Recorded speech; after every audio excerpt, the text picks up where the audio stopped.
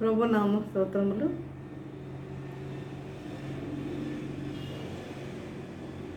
ఈరోజు మనము good Friday జరుపుకుంటున్నాం. అంటే మనం ఒక్కడమే కాదు, ప్రపంచం మొత్తం జరుపుకుంటుంది. ఇది మహాశుభ శుక్రవారం. ఈ మహాశుభ శుక్రవారం సందర్భంగా మీ అందరికీ శుభాలు, వందనములు తెలియజేస్తున్న ప్రియులారా.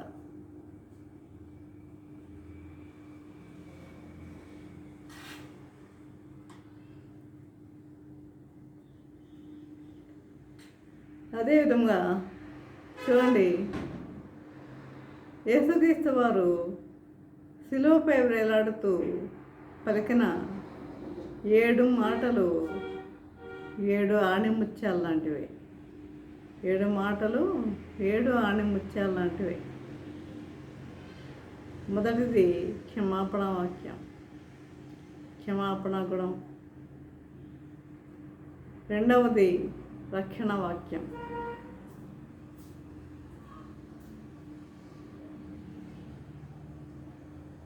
అయితే ఈరోజు మనము ఈ రక్షణ వాక్యం గురించి మనము ధ్యానించుకుందాం.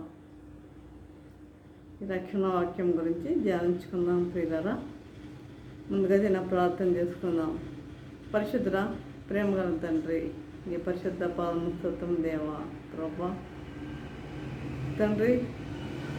మరి గడిచిన శుభ శుక్రవారం నుండి ప్రభా, ఈ శుభ శుక్రవారం వరకు తండ్రి మమ్మల్ని సజీవులుగా ఉంచిన ఆయన ప్రభా తండ్రి, నీ సన్నిధిలో నిలవబెట్టిన ఆయన ప్రభా, నీ యొక్క వాక్యమును మేము ధ్యానించుకుంటూ మీరు మాకు ఇచ్చిన అవకాశాన్ని బట్టి నాన్న మీకు వేలాది వందనం తెలియజేస్తున్నాం ప్రియులారా. వేలాది వందనం తెలియజేస్తున్నాను తండ్రి.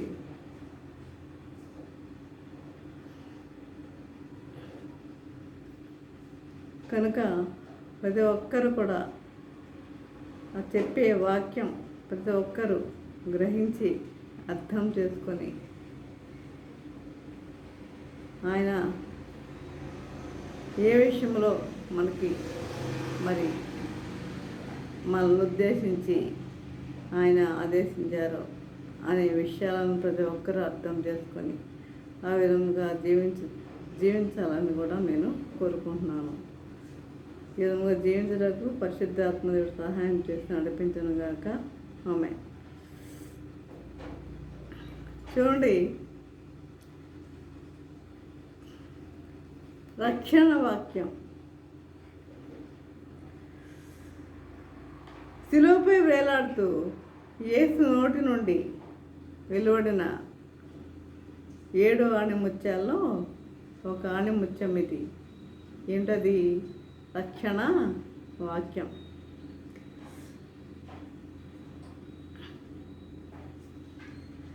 సృష్టి ఆరంభంలోనే యేసుతో ఎవరెవరు శిలువ వేయబడాలను తండ్రి ప్రణాళికలో పొందుపరిచాడు. సృష్టి ఆరంభంలోనే ఎవరు మరి ఆయనతో శిలువ వేయబడాలనేది ఆయన ప్రణాళికలో పొందుపరిచాడు. ఏ సమయంలో ఎవరి మధ్య తన కుమారుడు మరణించాలనో అనేది నిర్ణయించాడు. చూడండి, 2 నేరస్తుల మధ్య శిలువ వేసేందుకు పిలాతు తీర్పు ఇచ్చాడు. 2 నేరస్తుల మధ్య మరి శిలువ వేయటకు పిలాతు తీర్పు విధించాడు. ఇది దైవ నిర్ణయమే, ఆయన్ని కాదు, దైవ నిర్ణయమే. చూడండి, యెషయా గ్రంథము 55వ అధ్యాయము 53వ అధ్యాయము 12వ వచనంలో ఆయన అపరాధుల్లో ఒకనిగా పరిగణింపబడును అనే లేఖనము నెరవేరింది. ఆయన అపరాధులలో ఒకనిగా పరిగణింపబడును అనే లేఖనము నెరవేరింది. అంటే ప్రతి ఒక్క వాక్యము ఒక లేఖనం, ఒక ప్రవచనం. ప్రవచనానుసారంగా నెరవేరినట్లుగా ఇక్కడ మనం చూస్తున్నాం. చూడండి, ఒక్కొక్కసారి వందలాది మందిని సిలువ వేసేవారు. కానీ ఆ రోజు ప్రభుని సిలువ వేసే రోజు ఇద్దరు దొంగలను మాత్రమే సిలువ వేయడము జరిగింది. ఇద్దరు దొంగలు మాత్రమే.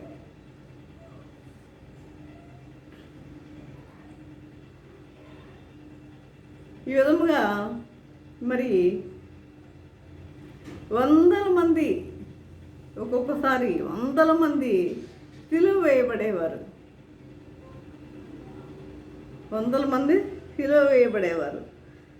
కాబట్టి ఎందుకు ఇద్దరు దొంగల మధ్య సిలువ వేయబడ్డాడు అని మనం ఆలోచిస్తే, ఎందుకు యేసు ఇద్దరు దొంగల మధ్య సిలువ వేయబడ్డాడు అని ఒక్కసారి మనము ఆలోచిస్తే ఏ కారణం లేనిదే ఏ కార్యము చేయడు. ఈ కార్యము ద్వారా మనకు చక్కని సందేశాన్ని ఇస్తున్నాడని మనకు అర్థమవుతుంది. ఏంటంటే, యేసుని ఏమీ లేనితనము స్పష్టంగా కనిపిస్తుంది. యేసు యొక్క ఏమీ లేనితనము ఇక్కడ స్పష్టంగా కనిపిస్తుంది. ఆయన జననం ఎక్కడ? జంతువుల మధ్య. ఆయన జననం ఎక్కడ? జంతువుల మధ్య. అది పశువుల పాకలో.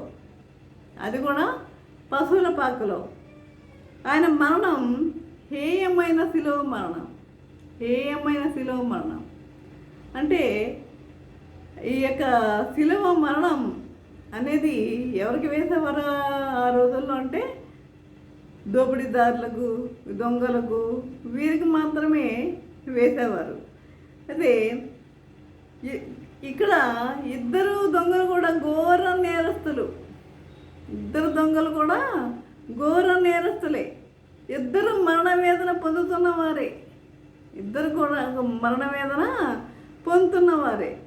ఇద్దరు స్వేచ్ఛ కావాలని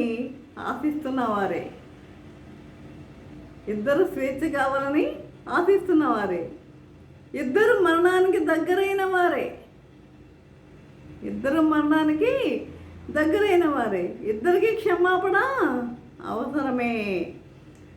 అయినా ఒకడు మాత్రం పరిసయ్యులు, ధర్మశాస్త్ర బోధకులు, పెద్దల వలె ఆయనను ఏం చేస్తున్నాడు? దూషిస్తున్నాడు. ఒకడు మాత్రం ఎవరంటే ఎడమవైపు దొంగ అని అంటూ ఉంటారు. ఎడమవైపు దొంగ ఏం చేస్తున్నాడంట?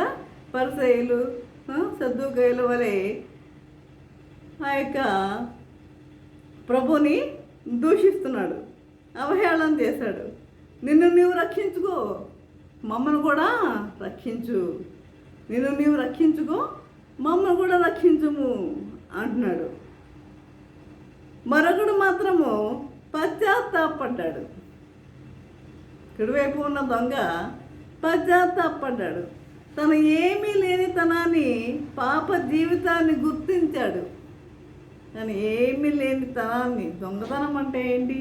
వాడు దొంగతనం చేసుకుంటే కానీ వాడికి ఆధారం అనేది వారికి లేదు. అది ఏమీ లేని తనాన్ని, పాప జీవితాన్ని గుర్తించాడు. యేసును అర్థించాడు. బహుమానం అందుకున్నాడు. చూడండి, నేడు కూడా ఇలాగే జరుగుతుంది. రక్షణ అందరికీ సమీపంలోనే ఉంది, లేదా? రక్షణ అందరికీ సమీపంలోనే ఉంది. కానీ కొందరు మాత్రమే అంగీకరిస్తున్నారు దాన్ని. మరికొందరు ఏం చేస్తున్నారు? తృణీకరిస్తున్నారు. అందరూ అంగీకరించట్లే ఈ రక్షణ అనేది. కొందరు పశ్చాత్తాపడుతున్నారు, ఇంకొందరు ప్రాపంచిక విషయాల్లో తలమునకలైపోతున్నారు. ఈ ధనమే శాశ్వతం, ఈ లోకమే శాశ్వతం అన్నట్లుగా తలమునకలైపోతున్నారు. కాబట్టి మరికొందరు ద్వేషాన్ని పెంచుకుంటున్నారు. కొందరు ఏం చేస్తున్నారు? పేదలకు సహాయం చేసేవారిగా ఉంటున్నారు కొందరు.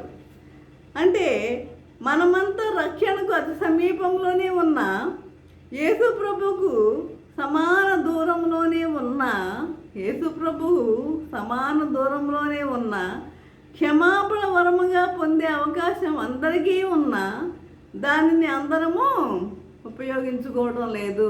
రక్షణ అందరికీ సమీపంలోనే ఉంది, కానీ దానిని ఎవరు కూడా ఉపయోగించుకోవడం లేదండి ప్రియులారా. దాన్ని ఎవరు కూడా ఉపయోగించుకోవడం లేదు. చూడండి, దొంగవాడు యేసుతో కలిసి సిలువ మోసాడు.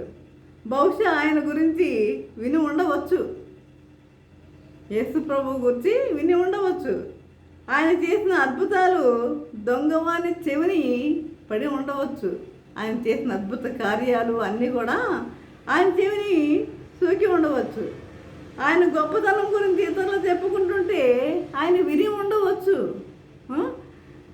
అయితే నీ చిత్తమైతే నాకు చూపును కలిగించని అర్థించగానే, చూడండి, ఆయన గొప్పతనం గురించి ఇతరులు చెప్పుకుంటే ఆలకించి ఉండవచ్చు. నీ చిత్తమైతే నాకు చూపును కలిగించు అని అర్థించగానే, నాకు చిత్తమే, చూపును పొందుము అని పలికిన ప్రభుని యొక్క అమృత వాక్యాలు దొంగవాణిని ఆలోచింపదేసి ఉండవచ్చు. ఎప్పుడు గుడ్డివాడికి దేవుడు చూపు ఇచ్చాడు చూడండి, అప్పుడు ఆ మాటలు కూడా దొంగవాణి యొక్క చెవిని పడి ఉండవచ్చు. నాకు ఇష్టమే, నాకు చిత్తమే, చూపును పొందుము. కనుక ఆయన ఇప్పుడు అశక్తుడుగా బలహీనుడుగా ఉన్న యేసును చూసిన దొంగవాడు అందరిలా ఆలోచించగా ఆయన దైవత్వాన్ని గ్రహించాడండి. ఆయన యొక్క దైవత్వాన్ని గ్రహించాడు. అందరిలా ఆలోచించట్లా, ఆయన యొక్క దైవత్వాన్ని గ్రహించాడు. కనుక ఆయన బలహీనుడిగా కనిపిస్తున్న కనికరాన్ని మాత్రమే కురిపిస్తాడని భావించాడు. బలహీనుడిగా ఉన్నా ఆయన కనికరాన్ని ఇచ్చే దేవుడు, కనికర సంపన్నుడు. ఆయన కనికరాన్ని కురిపిస్తాడని భావించాడు. అదే నిజమైంది. ఆయనపై తన విశ్వాసాన్ని వ్యక్తపరిచాడు. విశ్వాసం అనేది మనలో ఉండాలి. విశ్వాసాన్ని కలిగి ఉన్నాడు ఆయనపై. దాని ప్రతిఫలం వెంటనే పొందాడు. నిండు విశ్వాసంతో మీరు ఏది కోరితే అది మీకు తప్పగా వసుగుపడుతుందని పలికిన యేసు దొంగవాడి విశ్వాసంతో అడగగానే ఏమన్నాడు? దొంగవాడు ఏమన్నాడు? ఎడమవైపు దొంగతో నీవు కూడా అదే శిక్షా విధిలో ఉన్నావా? మనకైతే అది సమంజసమే. మనం ఘోరాలు, నేరాలు, దోపిడీలు మనం చేసిన వాళ్ళం, కానీ ఆయనకు అది సమంజసము కాదు. నీవు కూడా అదే శిక్షా విధిలో ఉన్నావా అని ఆయనలో, ఆ ప్రభువులో దైవత్వాన్ని గ్రహించిన ఆ దొంగ ఏమన్నాడు? ప్రభుతో ఏమడిగాడు? ఏమని అడిగాడు? ప్రభు, నీ చిత్తమైతే నీ రాజ్యంలో నన్ను చేర్చుకో అన్నాడు. నీ రాజ్యంలో నన్ను చేర్చుకోమని అడిగాడు. ఈ రాజ్యములో అంటే ఆయనకు ఒక రాజ్యం ఉందని కూడా దొంగవాడు గ్రహించాడండి. దొంగవాడికి ఆ ప్రభుకి ఒక రాజ్యం ఉందని గ్రహింపు ఉన్నది. కానీ ఈ దొంగలు ఉన్నాక చూడండి, మనము ఈ దొంగలం, మనకి ఆయనకు ఒక రాజ్యం ఉందని, ఆయన మేఘారూఢై వస్తాడని ఇవన్నీ మనకి తెలిసినా తెలియనట్లు ఉంటాం. తెలిసినా కూడా తెలియనట్లే మనం ఉంటాం. కాబట్టి మరి నీ చిత్తం అయితే నీ రాజ్యంలో నన్ను చేర్చుకోమన్నప్పుడు ఏమన్నాడు? నేడే నీవు నాతో కూడా పరదైసులో ఉందువు అన్నాడు. చూసారా? అంటే ఏంటి? ప్రభు ఆ దొంగలో ఉన్న విశ్వాసాన్ని గుర్తించాడు. దొంగ యొక్క విశ్వాసాన్ని గుర్తించి వెంటనే మన హృదయం ఆయనకు తెలుసు. మన హృదయంలో తలంపు పుట్టక మునిపే ఆయనకు తెలుసు. మన హృదయంలో తలంపు పుట్టక మునిపే ఆయనకి తెలుసు. కాబట్టి మనం అనుకుంటాం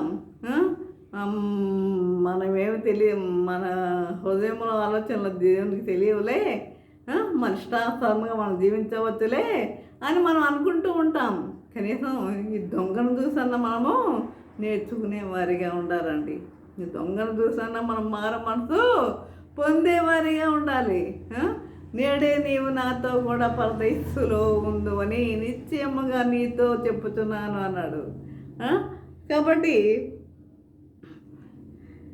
బహిరంగ జీవన సమయంలో ఏ విధముగా అయితే నిద్రాహారాలు మానే ప్రజలకు బోధించాడు. ఆయన బహిరంగ జీవనయానంలో ఆయన ఏం చేశాడు? ఆయన బోధించాడు, అందరికీ బోధించాడు, స్వస్థతలు చేశాడు. తెల్లవారుజామున వెళ్ళి తండ్రికి మొరపెట్టేవాడు, ముందు ప్రార్థన చేసేవాడు.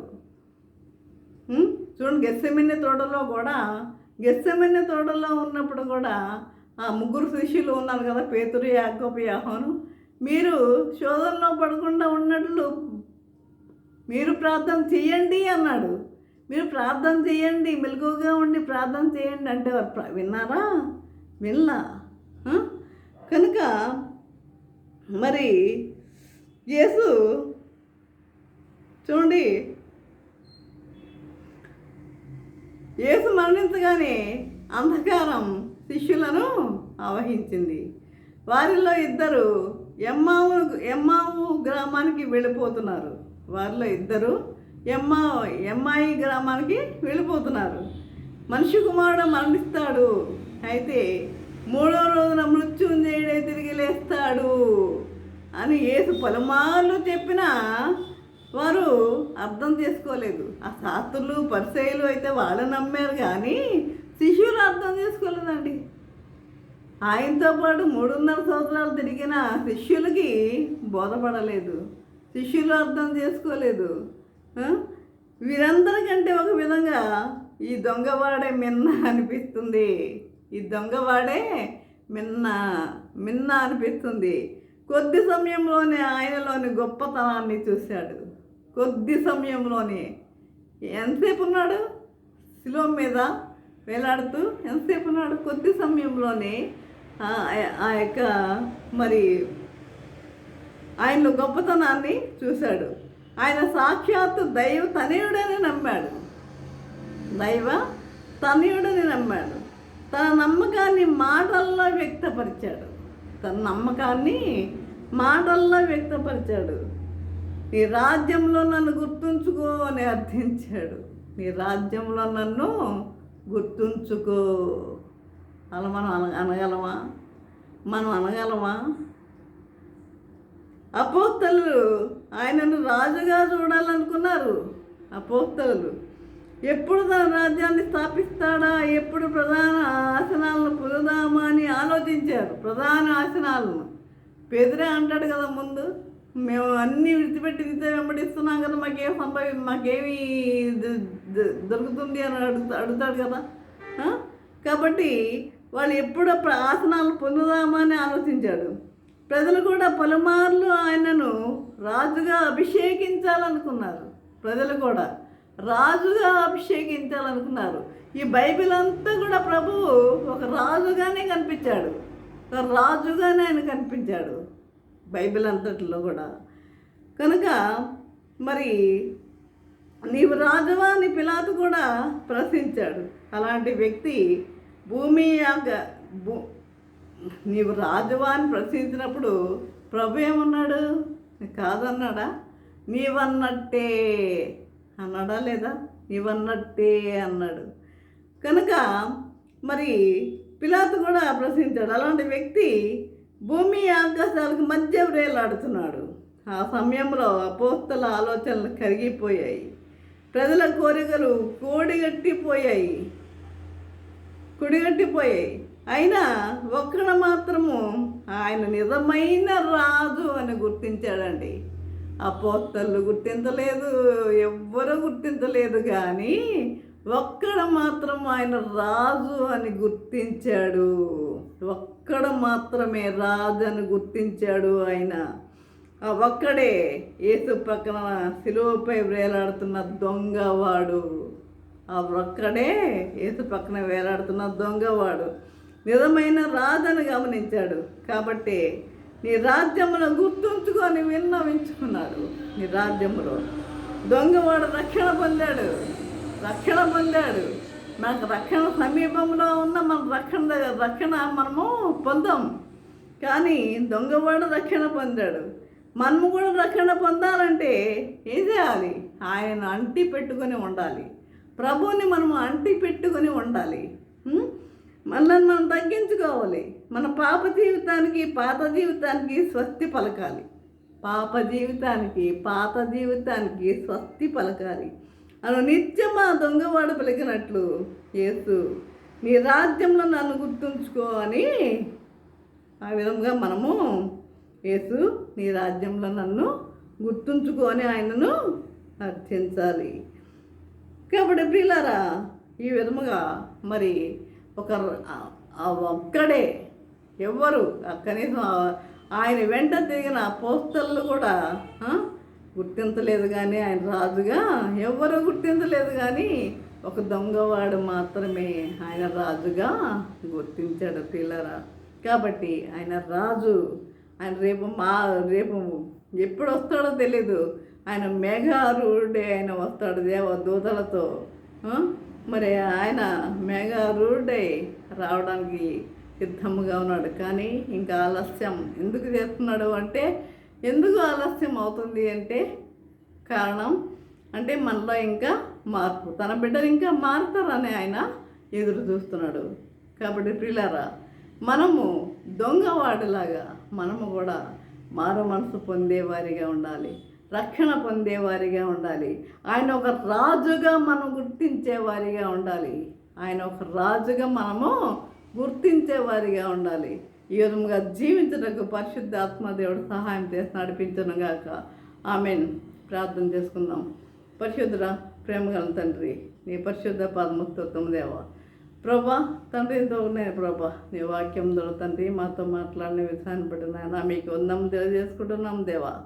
తండ్రి నాయన, మరి అందరూ మరి ఆయన చుట్టూ తిరిగిన మరి 3.5 సంవత్సరాలు ఆయన చుట్టూ తిరిగిన శిష్యులు కానీ ఎవ్వరూ ఆయనను గుర్తించలేదు. కానీ ఆయన ఒక రాజుగా ఎవరు గుర్తించలేదు. కానీ మరి కొద్ది సమయంలోనే ఆయన ప్రక్కన నిలబడి ఉన్న ఒక్క దొంగ మాత్రము మరి ఆయన ప్రభు రాజుగా ఆయన గుర్తించాడు. ఆయనలో దైవత్వాన్ని గుర్తించాడు పిల్లరా. కాబట్టి తండ్రి, మేము కూడా గుర్తించేవారుగా ఉంటా కృప చూపండి నాయన తండ్రి. మేము కూడా ఆయన ఒక రాజుగా మేము గుర్తించేవారుగా ఉండకు నీ కృప అనుగ్రహించమని తండ్రి, నీ బిడ్డలుగా మేము జీవించేవారుగా ఉండకు నీ కృప అనుగ్రహించమని ఈ యొక్క మరి వాక్య సందేశం ద్వారా తండ్రి ఆ దొంగవాడు మారినట్లుగా మేము కూడా మారటకు నీ కృప మాకు అనుగ్రహించమని నజరేయుడనేసి నమ్రత్మాన్ని వినముగా వేడుకుంటున్నాం తండ్రి. ఆమెన్. తండ్రి అయిన దేవుని ప్రేమయు, కుమారుడైన యేసుక్రీస్తు కృపయు, పరిశుద్ధాత్మకి అన్నం సహవాసము సకల దీవెనల సదాకాలము ప్రభా తండ్రి ఎంతమంది అయితే ప్రభా వాక్యం విని ఉన్నారు ప్రతి ఒక్కరికి తోడని నిలిచిండను గాక. Amen, amen, amen.